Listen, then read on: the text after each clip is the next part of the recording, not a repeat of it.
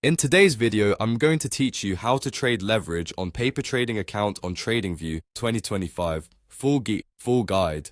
We'll walk through how to set up leverage on a TradingView paper account and place a simulated trade so you can practice risk-free. Start by opening your chart in TradingView. Pick any symbol you want to practice on and make sure the chart is loaded and visible. Next, head to the trading panel located at the bottom left of your chart. This is where you connect to brokers and, in this case, to the paper trading engine. Click Paper Trading and connect. If it's your first time, TradingView may prompt you to confirm a connection. Just follow the on-screen prompts until you see that you're connected. Once connected, look in the Account Manager area of the trading panel. You'll see your paper account listed. Click the small gear icon next to your account name to open the account settings. This is where you control how leverage behaves in your simulated environment.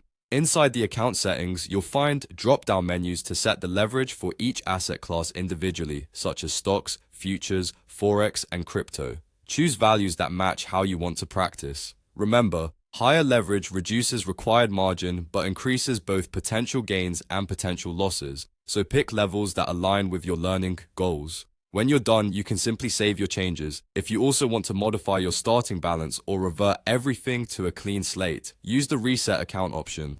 Be careful with this choice. It deletes all existing orders, your trade history, and any open positions. Back on the chart, open the order panel by clicking the trade button on the chart. If you prefer buy and sell buttons on the chart, you can enable those in your chart settings, but the trade button works for everyone. In the order panel, glance at the order info section. You'll see the leverage and margin details that reflect the settings you just applied. This is a handy check before you commit to a trade. Now fill in your order parameters. Choose market or limit, set your quantity, and add a stop loss and take profit if you want to manage risk and target. For this walkthrough, select your preferred inputs and get ready to place the order.